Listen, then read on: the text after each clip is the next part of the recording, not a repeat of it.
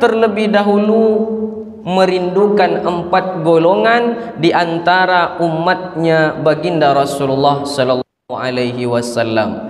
Al-jannatu mushtaqatun ila 4 nafar, talil Quran wa hafizil lisan wa mut'imil ji'an wa saimina fi syahri Ramadan.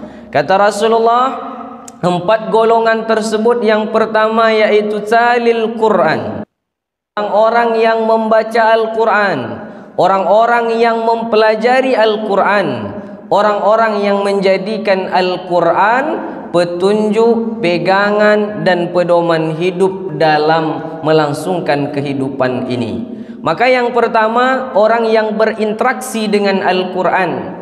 Al-Quran tidak hanya sekedar dibaca, melainkan kita pahami intisari daripada Al-Quran itu sendiri. Apalagi di bulan Ramadan ini, ibu-ibu yang dirahmati Allah subhanahu wa ta'ala, inilah kesempatan bagi kita untuk bertadarus, untuk memperbaiki bacaan kita, untuk menghayati apa-apa di dalam Al-Quran. Ini terkadang kita di bulan Ramadan itu ngejar target. Bu tahu bu, ngejar target?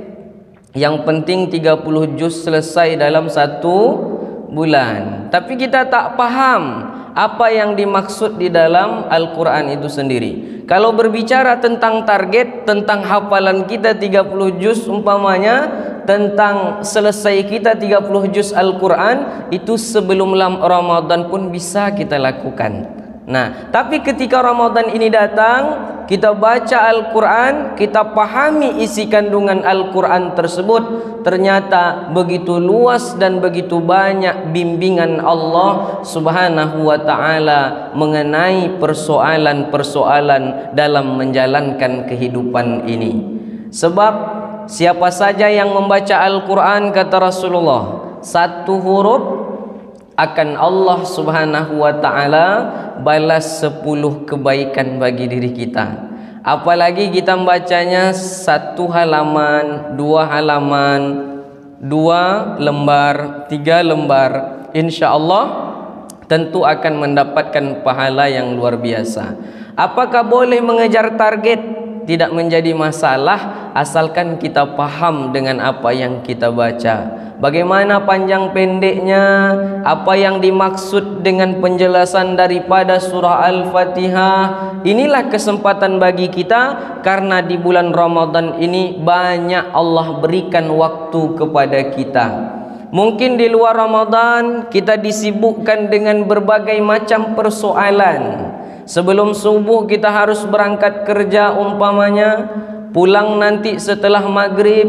Namun di bulan Ramadan ini ada kelonggaran bagi kita yang mungkin bekerja sebagai ASN, masuknya jam 8, pulangnya jam 4 atau kurang daripada itu. Tentu banyak waktu yang diberikan kepada kita.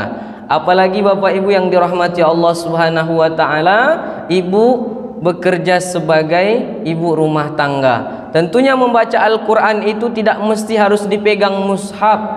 Ada handphone kita buka, tidak sanggup membaca 1 halaman, baca 1/4 halaman. Tak sanggup baca 1/4 halaman, baca berapa bu?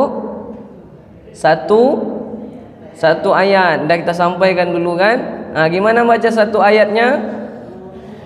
Nun. Mantap kata suaminya, berirama mantan Qori'ah internasional kata suaminya kan. Lepas itu hilang, tak ada suaranya lagi. Sadaqallahul azim. Apalah kata suaminya. Kata ibu tu, tenang pak, besok masih ada episod selanjutnya. Wal qalami wa ma yasturun. Karena suaminya tipikal orang yang suka bercanda. Ayolah mak, besok tunggu katanya. Ketika jam 5 sore menjelang masuk waktu berbuka, jam 6 kurang, rupanya memang disambung sama istrinya. Jadi memang membaca Al-Quran itu kita mesti harus konsisten. Nah, kalau tidak konsisten, sebanyak apapun hafalannya tak pernah diulang. 15 juz, 30 juz hafal tak pernah diulang, hilang dia. Nah, tapi ketika kita ulang, insya Allah akan lengket. Juz 30 aja ibu, kalau kita jarang mengulangnya, itu bisa tukar-tukar bacaannya. Nah, innalladzina amanu wa amilus salihati falahum ajrun ghairu mamnun. Bisa salah baca ibu.